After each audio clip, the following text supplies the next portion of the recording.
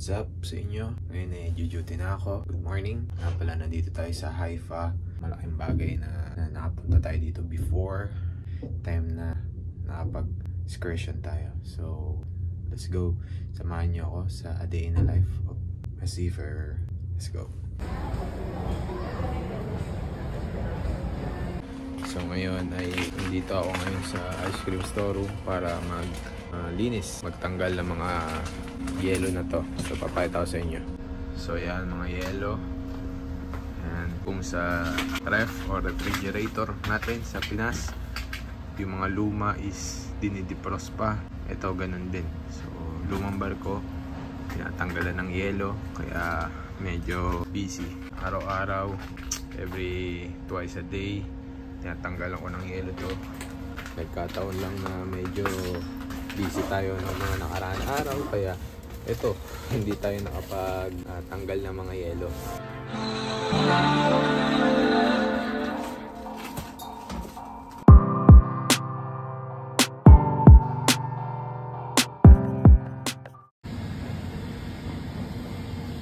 So yo guys, what's up?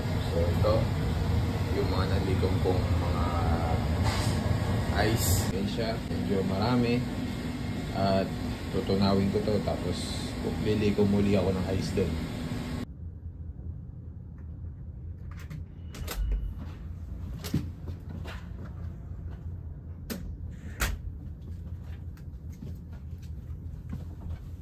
Yo, what's up mga katigan?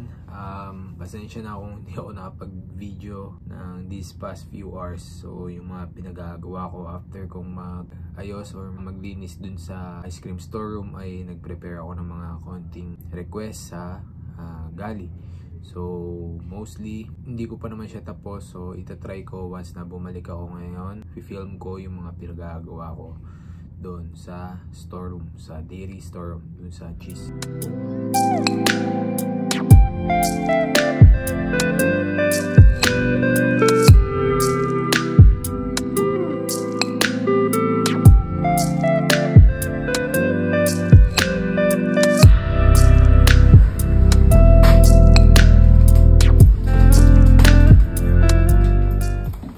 So ito, papakita ko sa inyo yung mga preparation na ginawa ko. Sa kada gali is may mga kanya-kanyang department. Ito yung papakita ko yung mga department na piniprepare ko. So ito, mayroon dito Germanger 6, Germanger 5, Tremetria, breakfast preparation, pantry, salsa.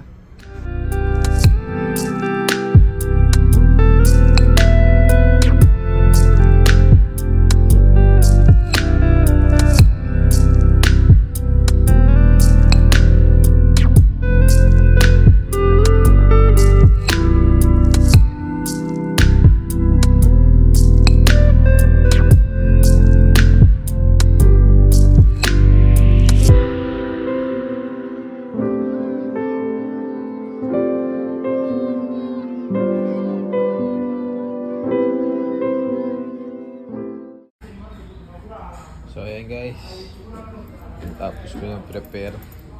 So next ko sa kabila yung milk.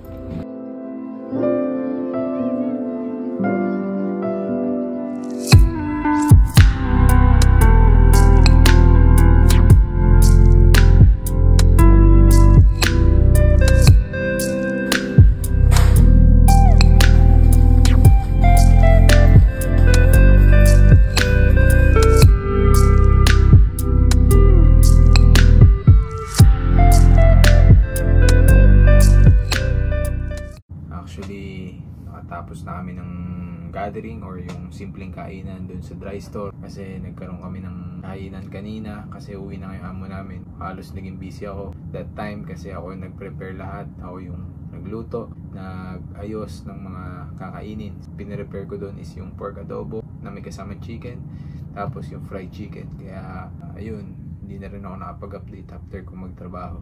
So kahit pa paano naman is bawi-bawi or nakapag-prepare ako ng something bago man lang umuwi yung amo. Napakabuti din naman nun, napakabait.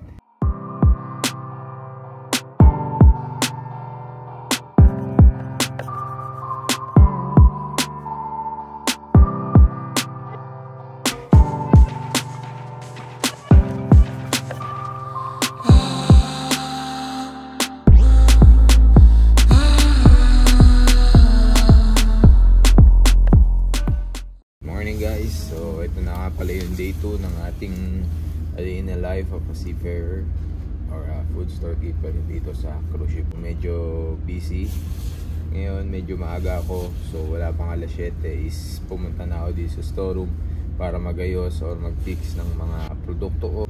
Baka magkaroon ako ng estimation ngayon kasi malapit na ulit yung loading. Sa loading time, i-video ko rin, tatry kong i-film yung mga pinagagawa namin sa buong maghapon para makita nyo din kung ano yung mga ginagawa talaga ng isang storekeeper dito sa barko. Ngayon, magtatrabaho muna ako, papakita ko sa inyo kung paano ako mag-ayos ng mga produkto ko. Pinapaluwag ko ng storeroom ko para pagkadating ng loading is magkaroon ako ng space para sa mga item na bago na darating.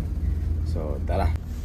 So ganyan yung itsura ng storeroom ko. Subukan kong paluwagin to. Lalagay ko sa mga bakante sa shelf. At dito yung mga yoga. Ito na naman, hindi na naman ako nakapag-update sa inyo.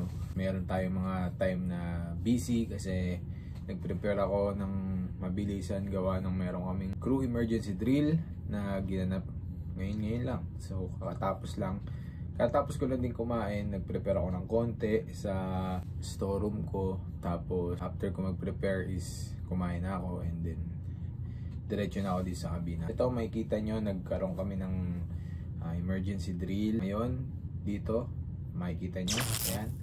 So after namin mag-drill is dumiretso na kami ng trabaho.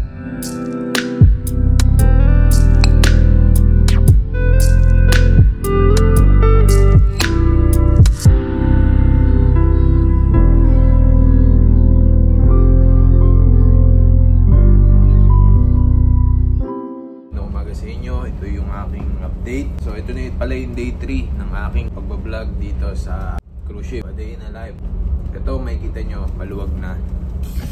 So hindi ko pala sa inyo na update kagabi, kahapon. Ayan, ito mamaya mauubos na yan, yung gatas na yan. So yan na lang natira. Dito ko na siya nilagay, pinarest ko lahat. At kahit papano sa loading is magkakaroon kami ng espasyo.